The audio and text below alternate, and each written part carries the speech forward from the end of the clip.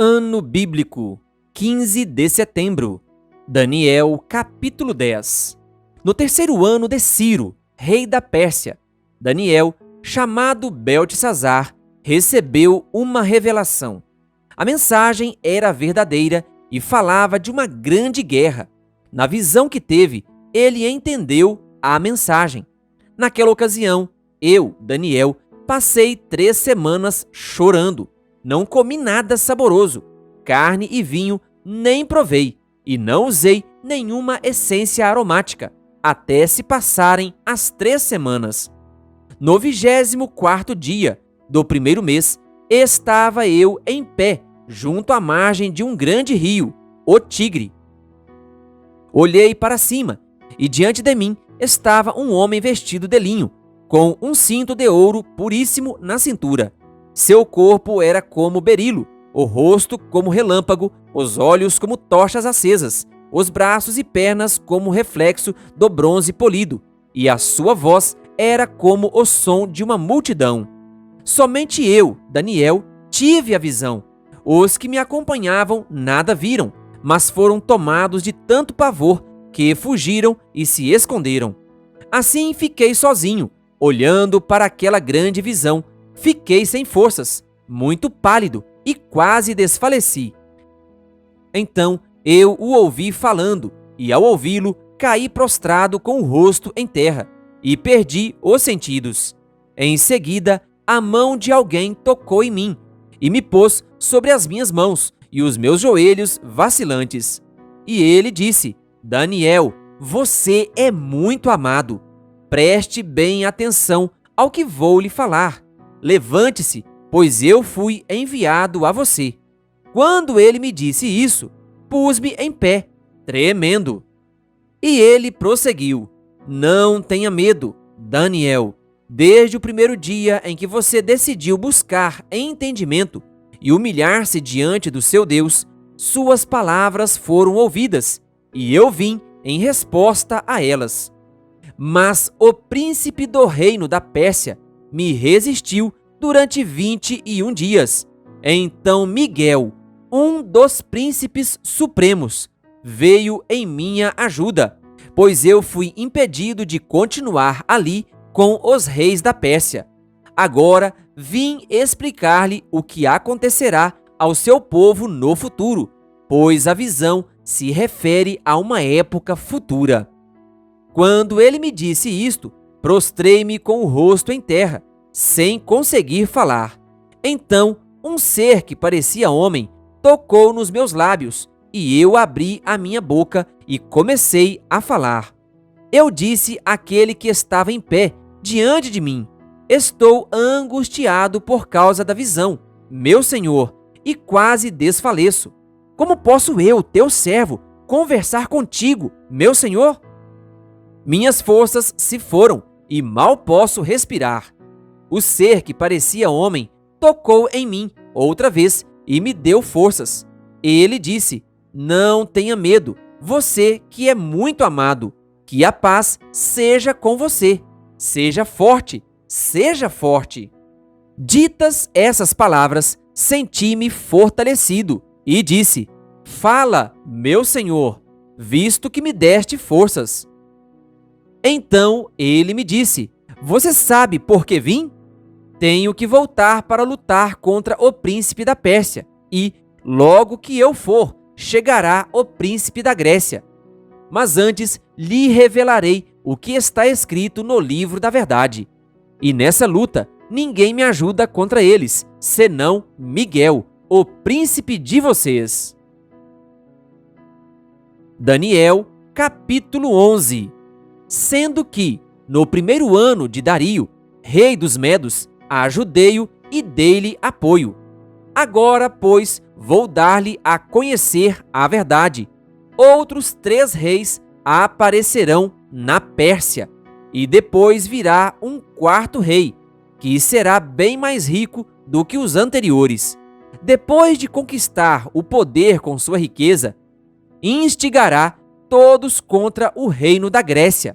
Então surgirá um rei guerreiro, que governará com grande poder e fará o que quiser.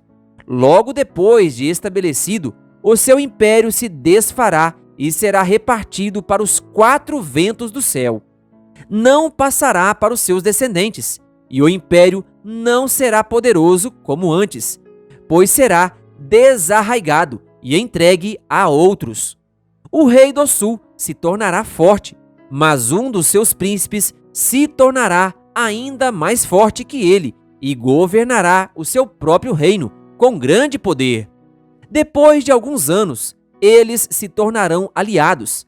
A filha do rei do sul fará um tratado com o rei do norte, mas ela não manterá o seu poder, nem ele conservará o dele. Naqueles dias, ela será entregue à morte, com sua escolta real e com seu pai e com aquele que a apoiou. Alguém da linhagem dela se levantará para tomar-lhe o lugar. Ele atacará as forças do rei do norte e invadirá a sua fortaleza. Lutará contra elas e será vitorioso. Também tomará os deuses deles, as suas imagens de metal e os seus utensílios valiosos de prata e de ouro, e os levará para o Egito. Por alguns anos ele deixará o rei do norte em paz. Então o rei do norte invadirá as terras do rei do sul, mas terá que se retirar para sua própria terra. Seus filhos se prepararão para a guerra e reunirão um grande exército, que avançará como uma inundação irresistível e levará os combates até a fortaleza do rei do sul. Em face disso, o rei do sul marchará furioso para combater o rei do norte, que o enfrentará com um enorme exército, mas, apesar disso, será derrotado. Quando o exército for vencido, o rei do sul se encherá de orgulho e matará milhares, mas o seu triunfo será breve, pois o rei do norte reunirá outro exército, maior que o primeiro. Depois de alguns anos, voltará a atacá-lo, com um exército enorme e bem equipado. Naquela época, muitos se rebelarão contra o rei do sul, e os homens violentos do povo a que você pertence se revoltarão para cumprirem esta visão, mas não terão sucesso. Então, o rei do norte virá, construirá rampas de cerco e conquistará uma cidade fortificada. As forças do sul serão incapazes de resistir. Mesmo as suas melhores tropas não terão forças para resistir. O invasor fará o que bem entender. Ninguém conseguirá detê-lo. Ele se instalará na terra magnífica e terá poder para destruí-la. Virá com o poder de todo o seu reino e fará uma aliança com o rei do sul. Ele lhe dará uma filha em casamento, a fim de derrubar o reino, mas o seu plano não terá sucesso e em nada o ajudará. Então ele voltará a atenção para as regiões costeiras e se apossará de muitas delas. Mas um comandante reagirá com arrogância à arrogância dele e lhe dará fim. Depois disso, ele se dirigirá para as fortalezas de sua própria terra, mas tropeçará e cairá, para nunca mais aparecer. Seu sucessor enviará um cobrador de impostos para manter o esplendor real. Contudo, em poucos anos, ele será destruído, sem necessidade de ira nem de combate. Ele será sucedido por um ser desprezível, a quem não tinha sido dada a honra da realeza.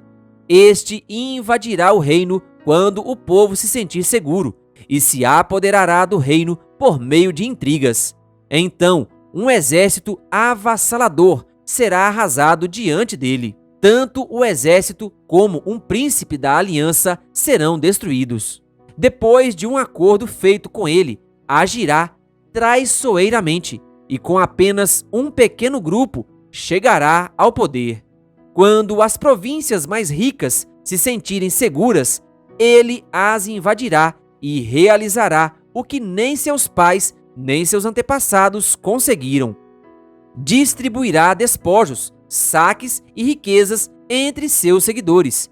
Ele tramará a tomada de fortalezas, mas só por algum tempo. Com um grande exército, juntará suas forças e sua coragem contra o rei do sul. O rei do sul guerreará mobilizando um exército grande e poderoso, mas não conseguirá resistir por causa dos golpes tramados contra ele. Mesmo os que estiverem sendo alimentados pelo rei tentarão destruí-lo. Seu exército será arrasado e muitos cairão em combate. Os dois reis, com seu coração inclinado para o mal, sentarão à mesma mesa e mentirão um para o outro, mas sem resultado, pois o fim só virá no tempo determinado.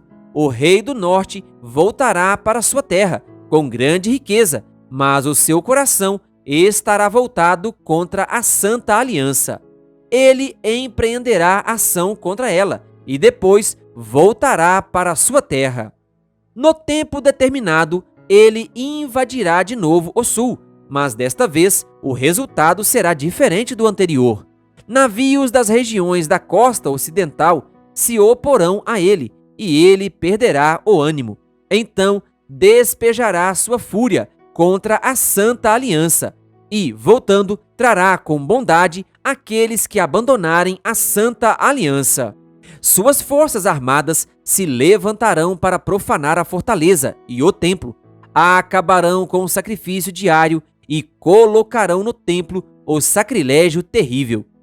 Com lisonjas corromperá aqueles que tiverem violado a aliança, mas o povo que conhece o seu Deus resistirá com firmeza.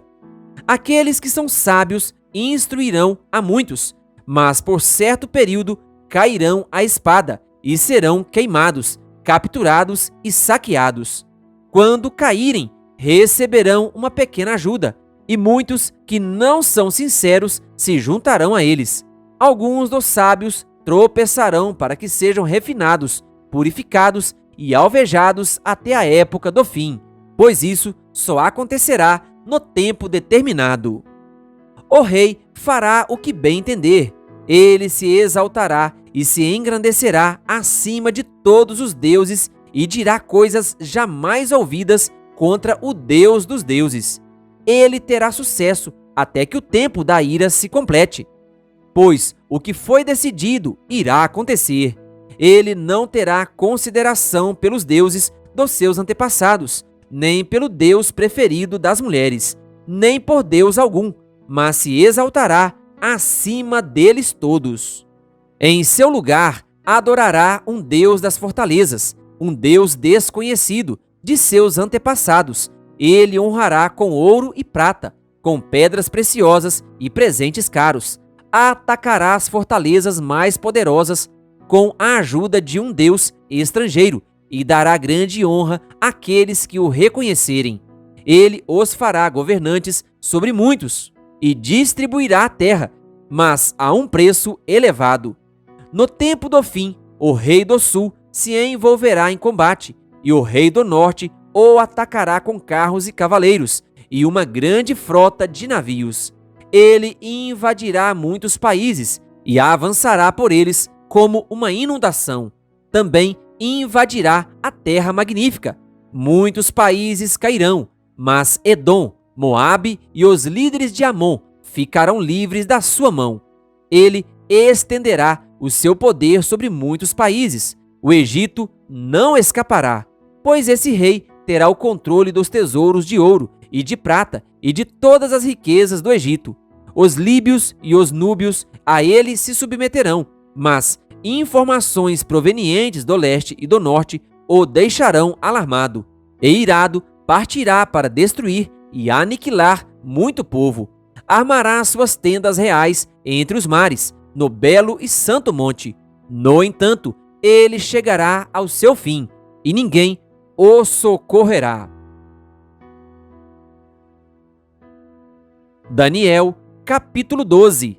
Naquela ocasião, Miguel, o grande príncipe, que protege o seu povo, se levantará. Haverá um tempo de angústia como nunca houve desde o início das nações até então. Mas naquela ocasião, o seu povo, todo aquele cujo nome está escrito no livro, será liberto. Multidões que dormem no pó da terra acordarão, uns para a vida eterna, outros para a vergonha, para o desprezo eterno. Aqueles que são sábios reluzirão como o fulgor do céu, e aqueles que conduzem muitos à justiça serão como as estrelas, para todo o sempre. Mas você, Daniel, feche com um selo as palavras do livro, até o tempo do fim. Muitos irão por todo lado em busca de maior conhecimento. Então eu, Daniel, olhei e diante de mim estavam 2 outros anjos, um na margem de cá do rio e outro na margem de lá. Um deles disse ao homem vestido de linho, que estava acima das águas do rio: quanto tempo decorrerá antes que se cumpram essas coisas extraordinárias? O homem vestido de linho, que estava acima das águas do rio, ergueu para o céu a mão direita e a mão esquerda, e eu o ouvi jurar por aquele que vive para sempre, dizendo: haverá um tempo, tempos e meio tempo, quando o poder do povo santo for finalmente quebrado. Todas essas coisas se cumprirão. Eu ouvi, mas não compreendi. Por isso perguntei: meu senhor, qual será o resultado disso tudo? Ele respondeu: siga o seu caminho, Daniel, pois as palavras estão seladas e lacradas até o tempo do fim. Muitos serão purificados, alvejados e refinados, mas os ímpios continuarão ímpios. Nenhum dos ímpios levará isto em consideração, mas os sábios, sim. Depois de abolido o sacrifício diário e colocado o sacrilégio terrível, haverá 1290 dias. Feliz aquele que esperar e alcançar o fim dos 1335 dias. Quanto a você, siga o seu caminho até o fim. Você descansará e, então, no final dos dias, você se levantará para receber a herança que lhe cabe. Querido ouvinte, que a graça e a paz de Jesus estejam com você. Se inscreva em nosso canal e ative o sininho das notificações, canal O Bom da Bíblia, compartilhando a Palavra de Deus.